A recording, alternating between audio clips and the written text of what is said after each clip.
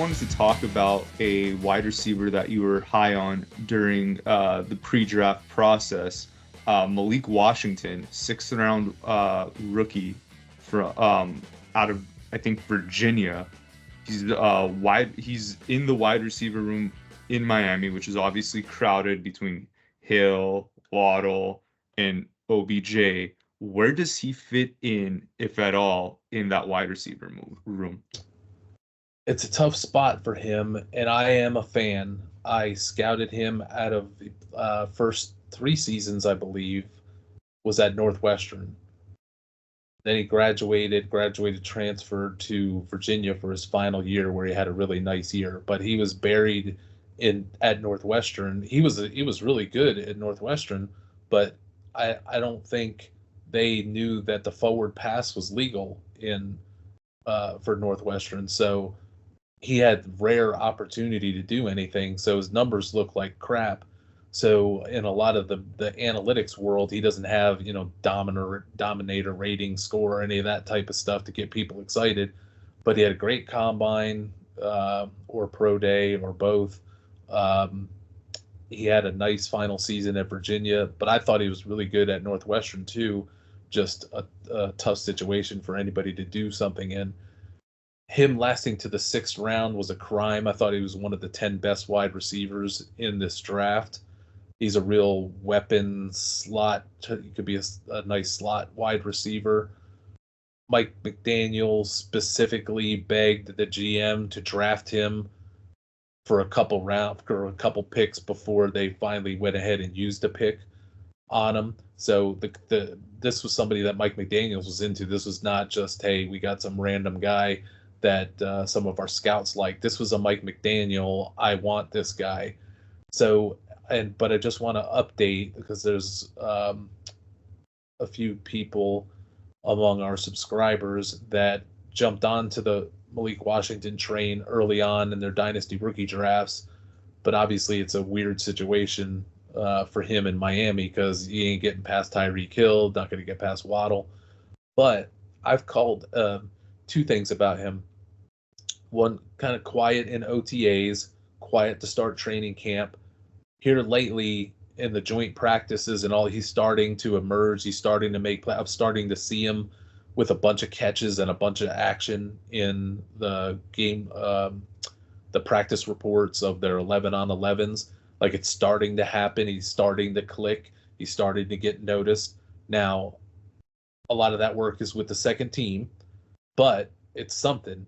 And I think he's even getting a little bit of first team work. OBJ is, I don't even know where OBJ is. So there is room for a third wide receiver to get a little bit of time. He's starting to get that time. So he's good to begin with. He's now starting to emerge. But the one label I kind of slap on him is he's kind of a Tyreek Hill or Jalen Waddle handcuff, I believe. A rare wide receiver that you could say that about, like, ooh, I want the backup wide receiver to, this frontline wide receiver, because it doesn't usually work. It's not like with the running backs where it's so obvious what how you want to play handcuffs.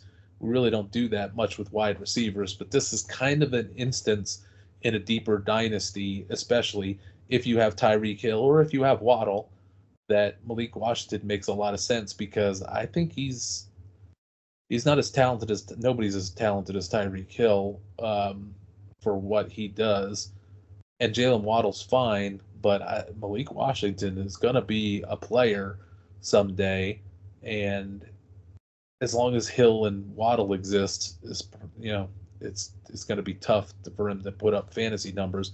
But if one of those guys goes down, especially Tyreek Hill, you can replace Waddle with some flex hope that gets hot or on matchups, because Waddle kind of lives in wide receiver 2 land. But Tyreek Hill is, up at the top of the class of the entire fantasy.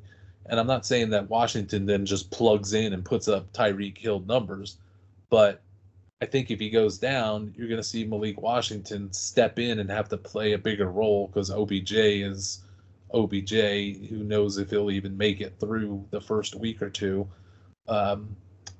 They could end up needing Washington, and I think Washington's ready. I think Washington would respond and be something on an offense that's creative and provides opportunity to the wide receivers. So there is hope here, but I mostly wanted to report is that we're starting to see signs of life of him starting to ascend in training camp. And I'll bet you one of these first two preseason games, he's going to have a long touchdown. And if he does, then everybody's going to discover Malik Washington and get all excited about him to a degree. But I think he's important if you own, especially Tyreek Hill, that he could stumble his way into a role if Tyreek Hill goes down. And it could be kind of shocking how good in response Malik Washington could be. So, RC, in what formats would you want to own Malik Washington? Because it seems like he's a little ways away from actually making a contribution in fantasy, but Tyreek Hill is on the older side, and Waddle's has a checkered injury history, I believe. So it's not impossible for the guy to get meaningful minutes in 2024. What are you advised? Should all dynasty teams be considering him, or do you think only in deeper formats? He's not the must-have rookie, deeper sleeper rookie of 2024 that you must possess because Magic's right around the corner. But you got 20 and 25 man plus dynasty rosters. If you got a 5-round or so rookie draft, he's going to go in the 4th round or maybe the 5th round. So he's in that range, and his value could change in a heartbeat in one of these first two preseason games because he is working a lot with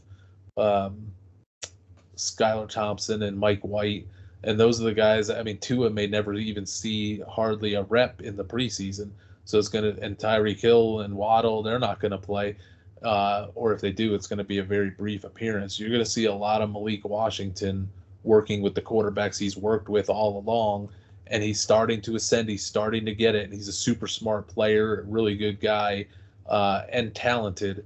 So the preseason might be kind of built for him to have a moment where he gets himself more on the map, and then he's tradable. Or to me, his best value right now is if you've got Hill or you've got Waddle in a deeper roster format, having him. I'd rather have him than Odell Beckham if one of those guys if one of the big two went down.